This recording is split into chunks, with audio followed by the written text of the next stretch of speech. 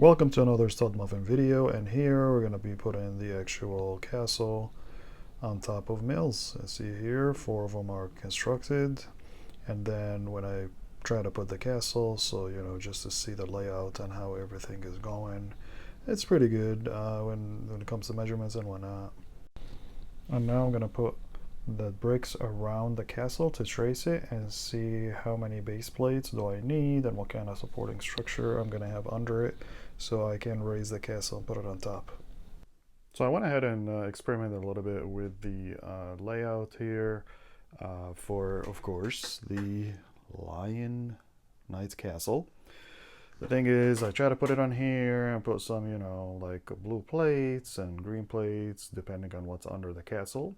And then I went and put those bricks around, what the castle would be placed. Now, the only thing is, I'm still not sure about this approach, but I'm still experimenting and documenting as I go. And then I use Duplo blocks to kind of just raise it up a little bit because that's where I want the castle to be, a little bit higher.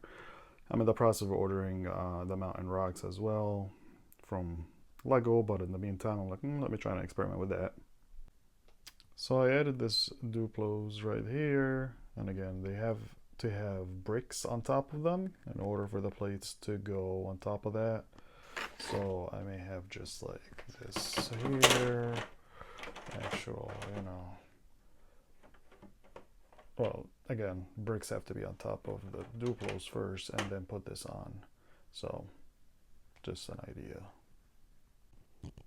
So after a lot of trial and error, I managed to somehow put the castle on top here, raised a little bit. So I was wrong. I mean, I put the plates, the base plates, on top of the Duplos. I mean, you see there's a gap. But to me, that's a good enough because I was thinking, I'm like, man, I need a lot of bricks to put on the Duplos in order to put a base plate on. So you see there's a gap in there. But then, like I said, that's good enough for me. And I'm just going to experiment more to see how the bricks are going to stack up and are they going to cover it, because they have to cover that little gap in there. Otherwise, I'm just putting, the castle on it. It's not going to, affect it that much. So like I said earlier, it's all about like trial and error and experimenting. So I try to do this here to see if the bricks are going to cover the gaps, and it looks like yeah, it would. And I'll just have to cover it up here a little bit, but like in general, if I go through that, that should do it. And then in here, I try to, because I wanted to have like a ramp down, so I try to have those here, but again, everything is going to be covered and just go nicely down smoothly. Another change, because those are going to keep coming, I basically took all the bricks that I'm like, why would I cover it all here when I can just use it to the front and just use more Duplo? So that's what I did. I just took those bricks, added Duplos, and now I'm covering up with those bricks. And yeah, like you see, all around it there. I'm like, okay, that's not too bad. Saving more of my Lego bricks and just trying to go down, make a ramp.